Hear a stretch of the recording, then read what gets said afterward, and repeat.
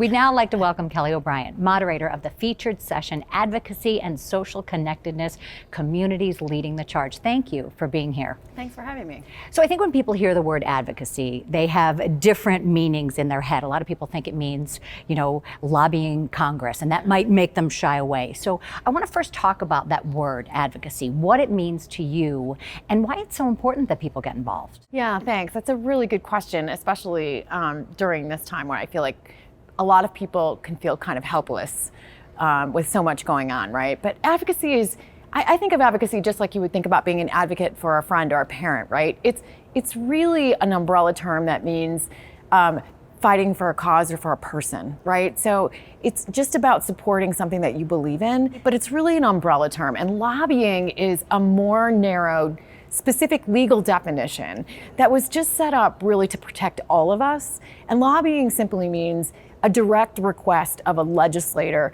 to vote or express an opinion about a particular piece of legislation in one way or another.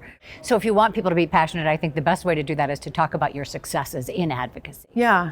So there's a lot of successes that we've seen. If you think about some of the big ones in the last decade are marriage equality. That's a great one, right? A lot of progress on climate change, right? Think about the young people in particular that have stood up as advocates. There's a lot of advocacy happening right now around abortion laws, right? On both sides of the issue. So I think, there's advocacy in the micro, right? In our everyday lives. And then there's advocacy in the big collective. But we all have a role and a part to play. In a simple level, voting is advocacy. When you vote, you're an advocate. I know in your case, you're very involved with Alzheimer's. What have been some of the greatest challenges when it comes to advocacy?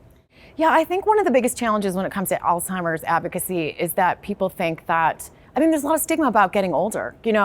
There's a sense of, well, this is just what happens to people. And so building the energy around, no, that's not. And I think, so there's been a sense of culture shift around the way we think about getting older. That's been a battle.